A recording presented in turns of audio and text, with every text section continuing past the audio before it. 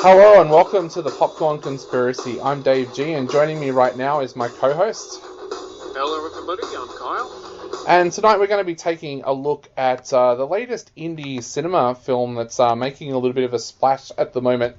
The film is called Juvenile Delinquents, and it comes from Australian director, screenwriter Neil Goss, but this movie ended up going to America to be made. And it looks like it's got a very, very bright future as a franchise as it's starting to kick off. And it's actually caused a little bit of a name change for the film now. It's being referred to as Juvenile Delinquents New World Order. It basically revolves around a group of teenagers who have all just come out of juvie. They're kind of led by Danny, played by Phil Blevins.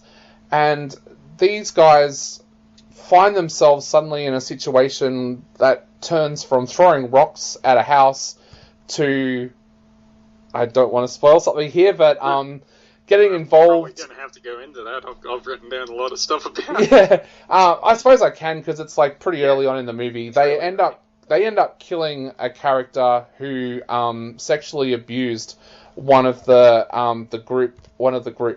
So from there on, they decide that is their new calling. They're going to be juvenile delinquents with a bit of a group going around and righting wrongs, I should say, that they see going on. So this is an interesting movie because, like, you and I have just been talking off air, and indie cinema is very, very different to what you're going to get with, like, the latest Marvel blockbuster. So from an indie cinema point of view, what did you think when you sat down and watched this film?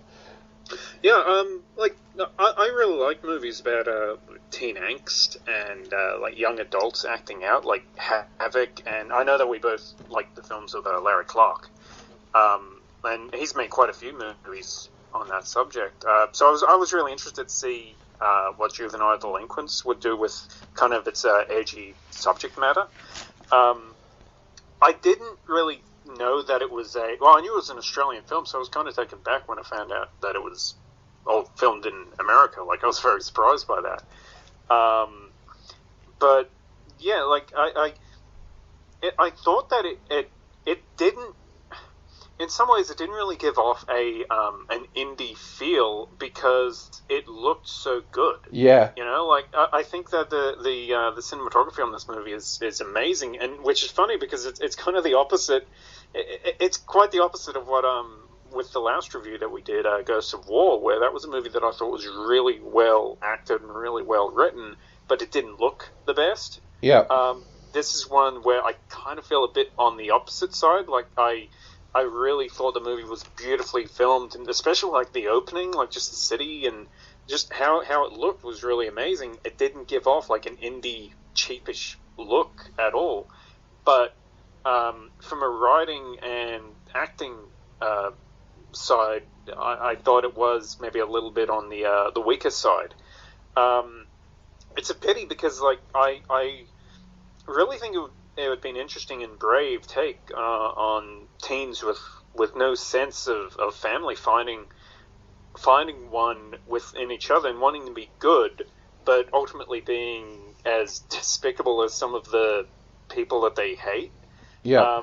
I found myself kind of disliking most of the characters immensely and not understanding or empathizing the path that they chose to go down.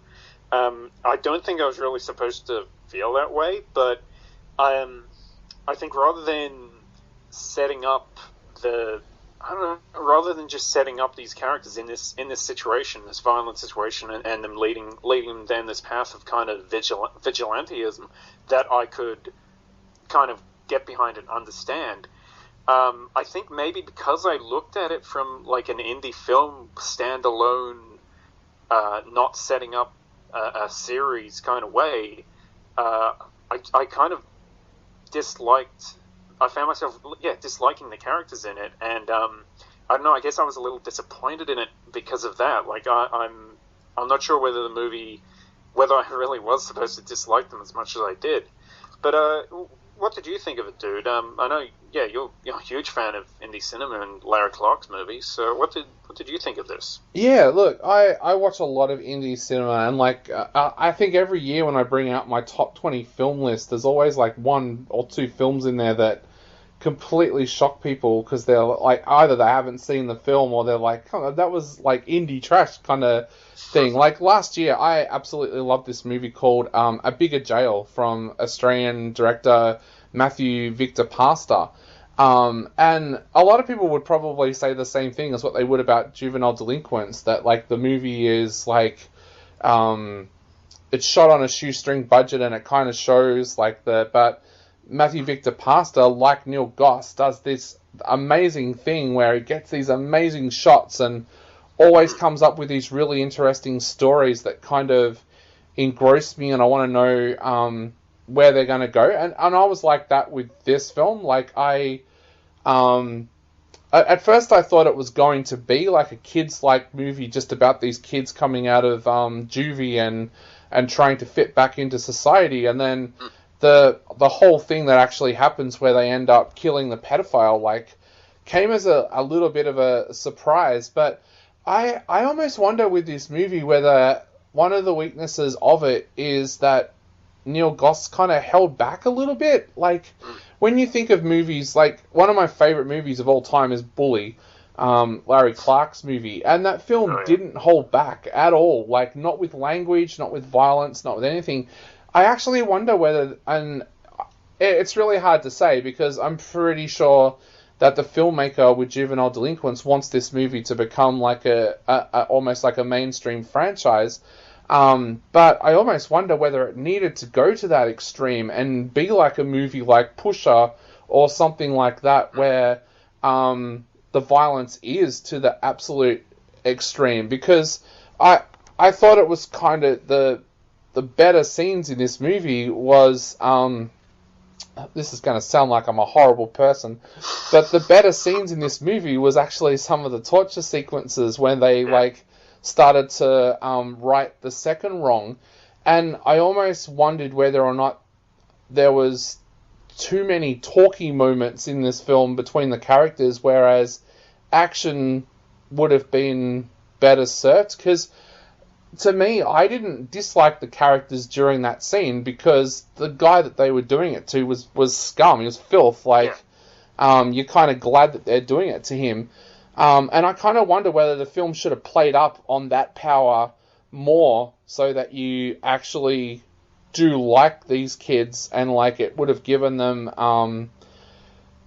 it would have given them that little bit of something that the audience can like. Because I had the same problem with Titans, the DC Comics series that's on Netflix now, where I thought that they tried to make the film different to the rest of the DC universe in that like these kids swear and stuff like that, but I found it really hard to gel with any of the characters outside of Robin.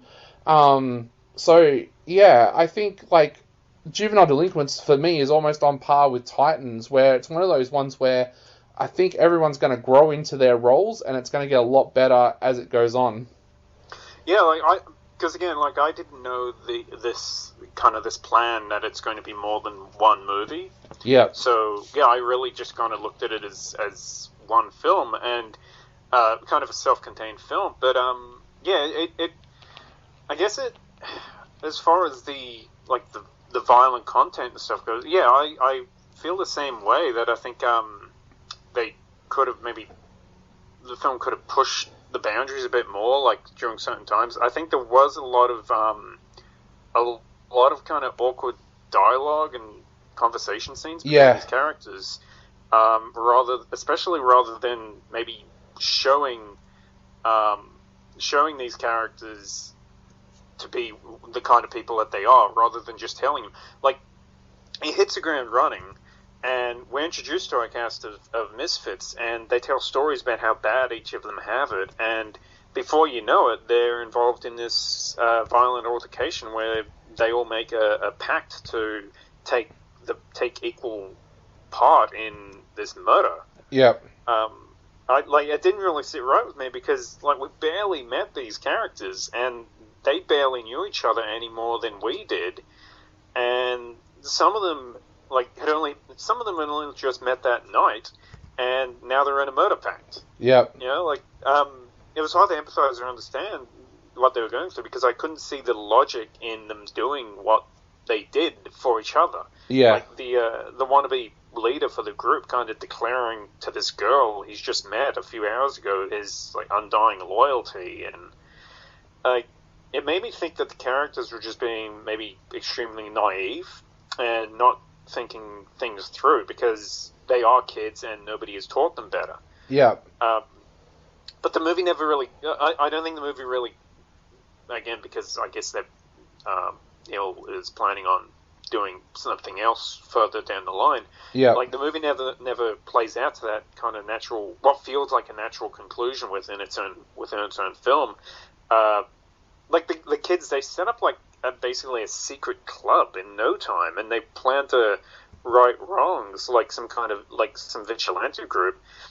And I like the idea of characters in a movie doing that, but it never really came off as believable. The characters, while we're told some have violent paths, none of them seem like murderers or people who would actually be up for that eventually. What they eventually get themselves into. We're shown that they're young, they're foolish, they drink a bit, they kick over some trash cans, then they will stab some pedophile to death. See, I kind of wondered whether or not, and this might be something that comes out later on, whether some of those kids were actually big noting, because I've worked with kids that have been in juvie, and a lot of them kind of when you first start talking to them, they come out with this big bravado of, I did this kind of thing, and they want you to think that they've murdered someone or that they've, really messed up someone. And then when you start to find out a little bit more about them, you find out that, literally one of the kids that I worked with made out that he'd done all this really bad stuff, and then you find out that all that really happened was he got picked up for shoplifting and he took a swing at a cop. It's a lot less, and I kind of wondered whether these guys were like that, especially the character of Nick, played by Chata Elam, with the way that he was treating Chris, Xavier Michael's character, where he was kind of I'm tough and you just did computer crime kind of thing. I actually kind of wondered whether those characters were talking tough but didn't actually do any of that stuff, because I got a different vibe from it than what you did. I got the feeling that that Danny wants to make a difference, and so does Sarah, because of what she's been through, and I kind of almost got the feeling that the others just wanted to be involved at the start because it sounded exciting, and then it wasn't until they started working on the second case and had a reason to be doing it that they actually then all started to believe in it, and to the point where at the end I think Nick is into it more than anybody else. I don't know, that was just the feeling that I got from it, and I kind of felt too that as the movie went along, the acting got better, and I think that the actors started to know the characters a little bit more too. I know from having spoken to the director that this movie was originally supposed to be shot in Australia with an Australian cast, and it ended up going across to America and was cast really quickly. So I kind of get the feeling that some of the actors early on weren't completely on hold with their characters, and because I think it got better as it went on. Yeah, I mean, because the idea that they're that the kids are showboating and all that, I was thinking that, and I did kind of think that throughout the whole movie, that they're kind of all talking big and stuff like that. But I guess with the exception of one or two characters, none of them seem that torn up about the fact that they've killed somebody. Yeah. One of them's ready to kill the guy's wife when she comes home and disturbs them. Yeah. Nick's ready to kill the pedophile's wife when she comes home, and even the nerd character Chris, the supposed computer nerd, who he didn't even want to leave the detention center that they were in at the start of the movie. He doesn't seem to be that traumatized by his part in a murder for the entire rest of the film. Like, none of them seem to be that broken up by it. And, of course, it's a pedophile. He deserves it, you know? But, like, I guess looking at it from like, a real-world kind of thing, like, that's something that you think would really affect people. Again, like we mentioned, Bully, in that movie, when they get down to it and kill someone, it messes some people up. Yeah, you know, like the effect, it has an effect on people. And I don't know. I guess I did just kind of want to. I wanted to see reality kind of hit these kids in the face over the course of the movie, or something else unexpected. But like that never happened. Again, because if Neil's always been planning for this to be more than just this introduction, then basically it's like we've only watched the first act of the story, and they might have something like that happen in future ones. But I just kind of, I don't know, just looking at it under the scope of it being just a one film, they seem to be very okay with like horrific acts of violence, but not with any kind of repercussions of their actions. Yeah. They seem to be, because again, I could look at them as being kids, like they're showboating and stuff like that, but it's almost like, I mean, that's the thing, like with sometimes with the acting, I kind of got, because maybe it's the way that the dialogue is written and the way that it's performed, I do kind of get the sense of them being like that it's almost like they want to talk tough. It's like characters trying to talk tough and trying to sound like they're being poignant, but really they just sound foolish. They just sound like kids. And I don't know whether that's I don't think it's intentional. I think it might just be a part of the script, like issues maybe with the script and the kind of weaker performances. See, I thought that was deliberate, because I watched this not long after I watched another series on Netflix that I loved called Outer Banks, and those characters were like that at the start. They're like the rebels, they're the alternative kids, and they kind of talk tough of, one of these rich kids comes near me, I'll knock their block off, and at one point one of the kids even says, like, when they get cornered, come on cops, like, I'll kill one of them, and it's like, then a situation happens, like, I think about 3 or 4 episodes in, and he gets in a fight, and he actually hits someone so badly that he thinks that he's killed them, and, like, he completely freaks out, and you realize, it's tough talking, like, amongst his mates. Now it's actually happened. And I also kind of think that, I actually do wonder whether Chris's character did kind of suffer away from the others, because there's a huge gap there where Chris is not around. Yeah, he's not in the film for like the entire second act, I feel. And even though it is like an ensemble, the film is pretty much from Danny's point of view, in a way. So, like, you might not have seen those moments with Chris, and I wonder if it's something that might come out, like, a little bit later on, especially once they're at the second house. You do see some of the characters, like, I think it's Lynn at one point says that she doesn't want to be part of what's going on downstairs and stuff like that. So, I don't know, like, for all we know, down the track, you might learn that 2 or 3 of these kids are, like, sociopaths. Like, you just don't know. Yeah, Nick definitely does come off that way. I liked Nick's actor. I also thought I thought some of the other actors some of the other young actors did quite well. Sylvia Dionisio, who played Lynn. And Nick's, in the context of the movie, Nick's brother Marco, the actor who played him, Khalil Karafisi, I thought he was great as well.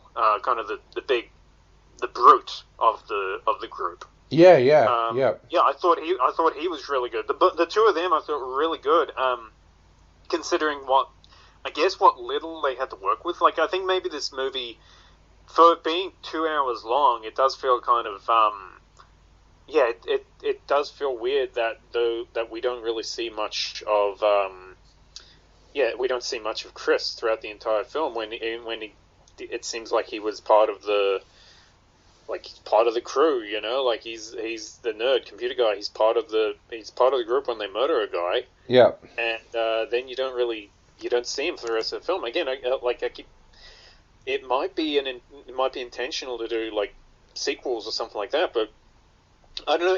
Even when we're talking about superhero movies, and like you see a lot, like nowadays, whenever they make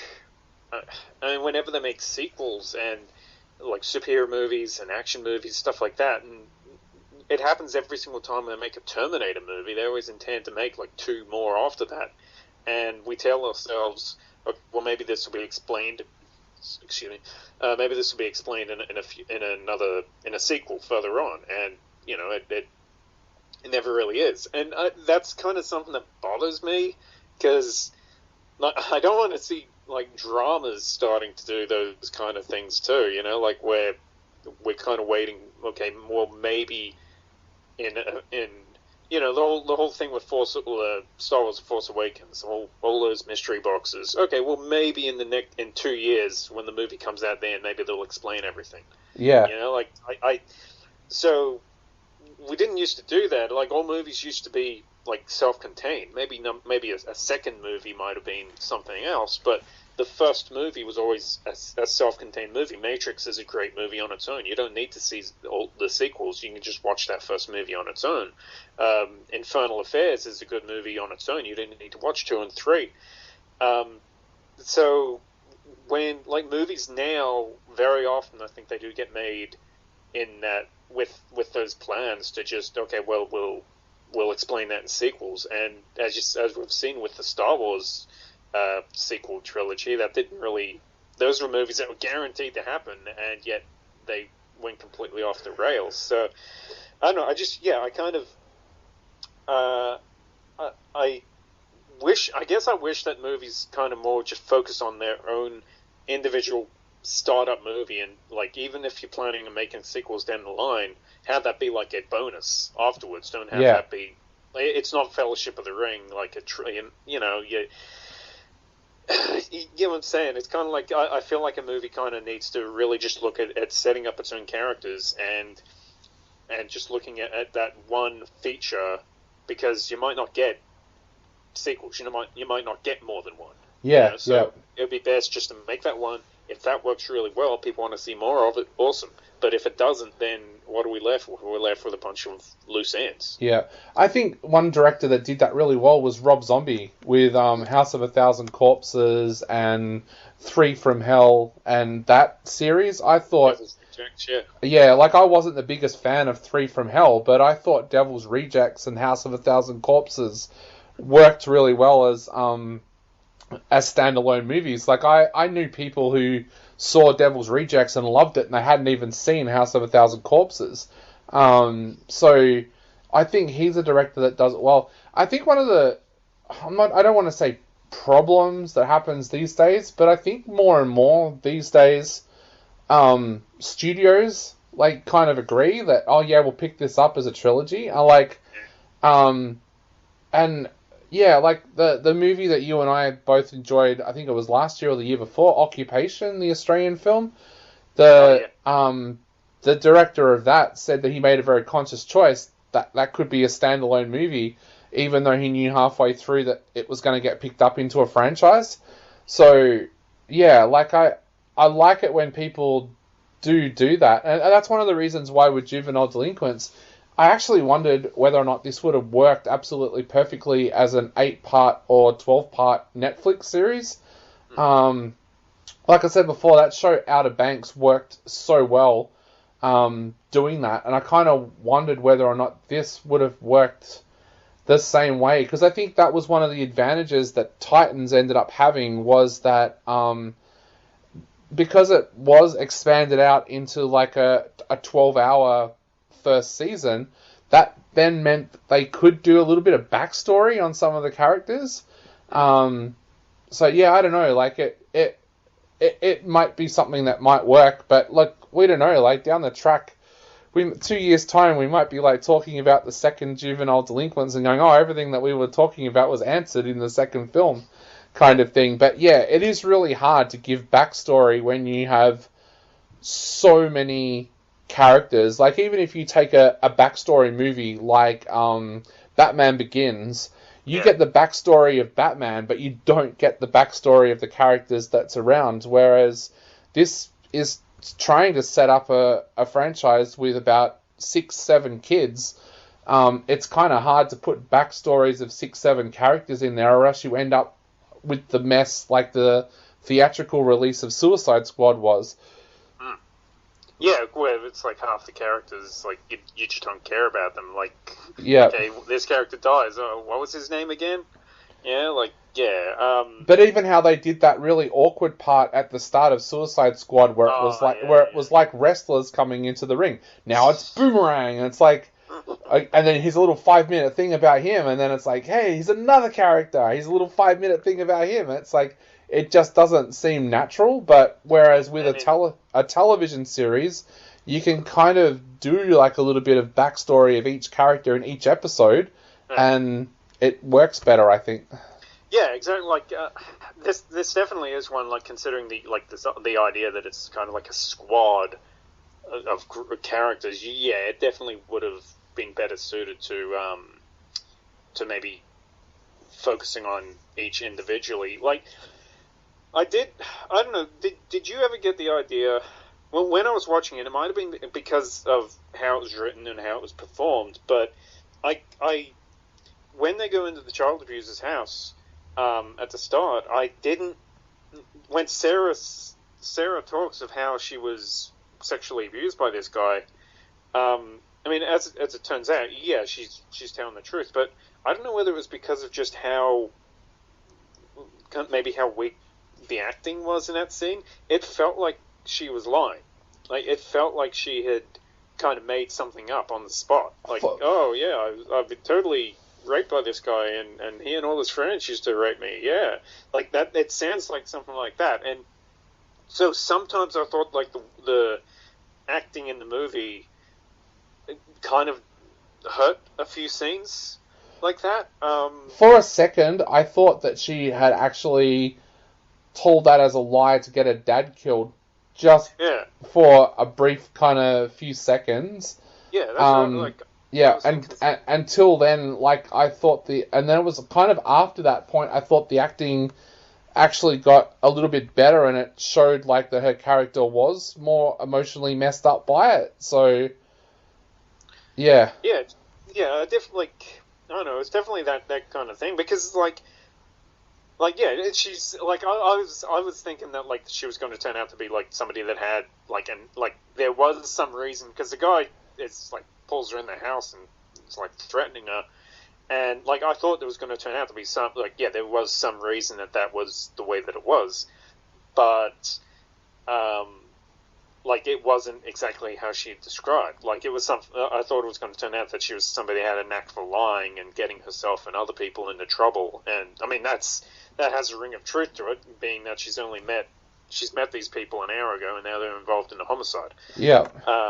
But did you get a feeling? I thought from the first scene where they all met, I thought she knew Danny previously to that. I think I didn't think that she did. I think Lynn knew them. Yeah. Yeah. I think her friend, because at the beginning it's like, it's Lynn and Sarah meeting up with all the rest of the cast, and I guess that's why, because it happened so quick. It happens almost, say, maybe within like the first 10 minutes of the movie. We've been introduced to all the characters. They've given all their, like, basically some of them as much backstory as we're going to get. Yeah.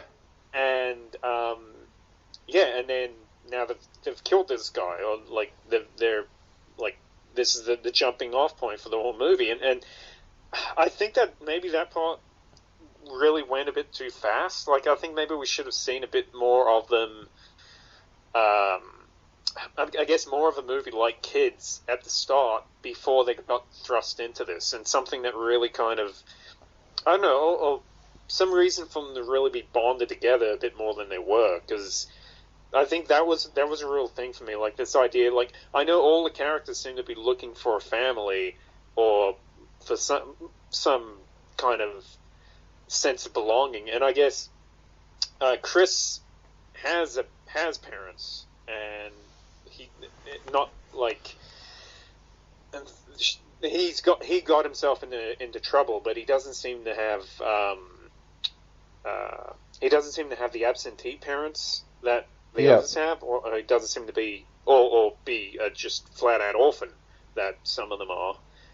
But I think sometimes people can just gel like that. Like another film I loved from 2018 was mid-90s, Jonah Hill's film that he directed, and the kids in that were a bit like that. Like, this kid suddenly meets this group of skaters, and he's just all of a sudden one of them, because they all bond over skating. I think these kids bonded over the fact that they were all fresh out of juvie and didn't have that family thing, so they became family a bit earlier. I didn't really have an issue with that as much as I think you did. I think, I just think that some of that stuff happened really fast, and because you don't really see much of the characters, I guess for me it all seemed like it was all part of the problem. Like the idea that we're not seeing characters like Chris really be very affected by what they've done, not be affected by the fact that they've killed somebody, and seems to want to be almost excited about going on another mission. It's almost like they're not taking it at all seriously. These characters, they're not. They're taking like it's a game. Like it isn't. Yeah. That it's not serious. But I think, I don't know. So I guess more. I just feel like maybe a little bit more could have been done to maybe build up the morality of the characters. I think because I mean when Sarah, like, they do that, they do what they do, and then they meet up a few days later, and for one thing, like I said, Sarah's tale of childhood abuse sounded made up at that point, but later on in the movie, she flat out just points out some random guy that comes across her and says that she's certain that he was part of this child sex ring that abused her, and without much thought, the JD squad jump into action and beat the shit out of this guy, and then it's discovered that he's just some tourist who she'd never seen before. Yeah. And rather than taking this as a sign that the entire basis of their union, as well as the murder they committed previously, might have been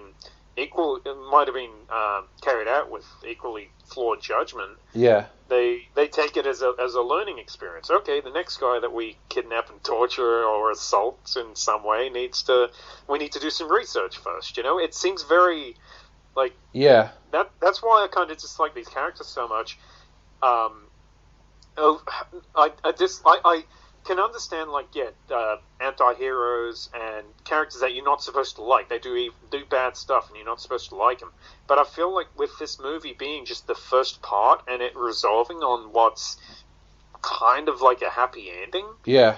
And like after the stuff that they've done, it does feel like the movie's heart is in kind of the wrong place. You do have to kind of wonder, though, whether that's going to catch up with them. Like, I just, as you were talking about that, I was thinking back to the movie Acolytes, where the characters of Mark, Chaseley, and James, for people who haven't seen the movie, the three characters basically learn that there's a serial killer living in their suburb, and they know who it is because they witness something that they shouldn't see. But instead of going and telling the police, they just decide that, you know what, let's get this serial killer to kill this pedophile that's, like, sexually abused one of them. And, like, as an audience, you're going, are you kids dumb? Like, what, you really think going up to a serial killer and going, oh, excuse me, can you go kill this guy for us, is going to work? But the kids are so naive, they think that that's going to work. Like, and I kind of get the feeling with these kids that they're the same, that they just think they're going to do this and they're going to get away with it, but at some stage they're either going to pick the wrong person who's like going to have friends that's going to come after them, or the cops are going to get involved somehow. So yeah, that's like that would be great in a series. Yeah. You know? Like, but as a movie, that's why it doesn't sit right with me, because it's its own self-contained thing. Until there's a 2 and a 3 that where the actual full character arcs play out, and there is actually a full story. It does feel like just this movie alone, you're left with basically characters join a violent gang, and that's shown as a happy ending. Yeah. You know, I guess that's the problem that I have with Acolytes. Acolytes was like you say, Acolytes was a standalone movie. Yeah. It wasn't something that, okay, well, maybe in 2 years it'll go in the direction that it should go. It was a standalone movie. It was a great movie by itself, and that, I think, is kind of an issue with this, that this probably should have been made.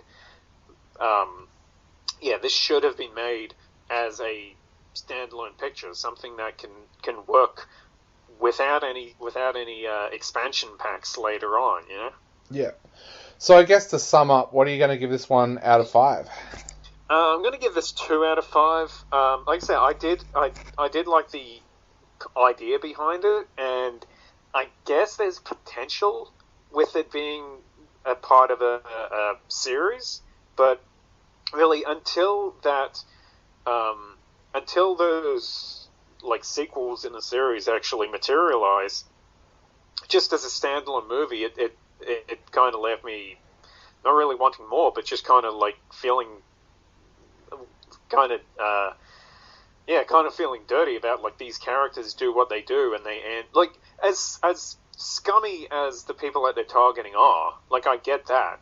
It feels kind of like that the characters are as scummy as they are because that's kind of low-hanging fruit. Like, who do we hate more than anything? Child abusers and woman abusers, you know? Like, yeah, these people deserve to be punished, but I don't know, for something like this, for this movie to do it the way that it did it, it feels kind of, I don't know, it just felt like it left on way too.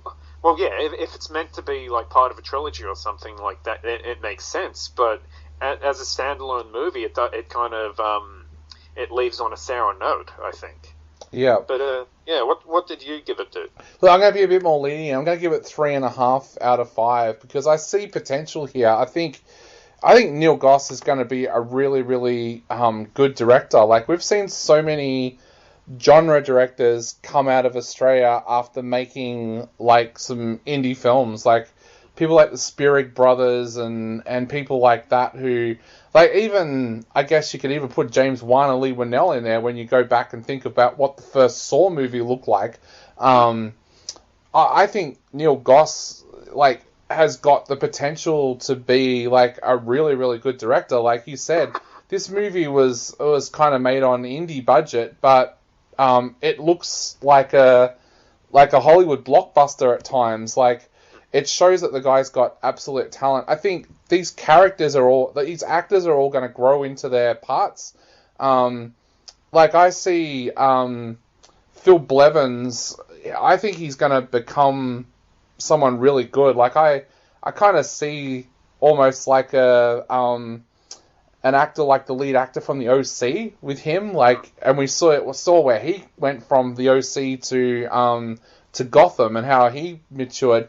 I think people like Phil Blevins, that's going to happen with them. And I think, yeah, people like Chartar Elam, they're going to get stronger as the series goes on as well. So, look, like I do with a lot of indie films, I see that this has got big potential, and I think maybe 5-10 years from now, people are going to be looking back at this movie as like a bit of a cult classic, like the way you and I look back at movies like Cut and, yeah, films that, like, people kind of wrote off at the time. I think this movie is going to become a cult classic because I think the ones that follow up in this is going to be a lot better. So that's it for our summary of Juvenile Delinquents. Kyle gave it 2, I gave it 3.5. We're both kind of excited to see where this goes in the future. But for now, this has been the Popcorn Conspiracy. I'm Dave G. And I'm Kyle. And we'll be back soon with another episode of the Popcorn Conspiracy.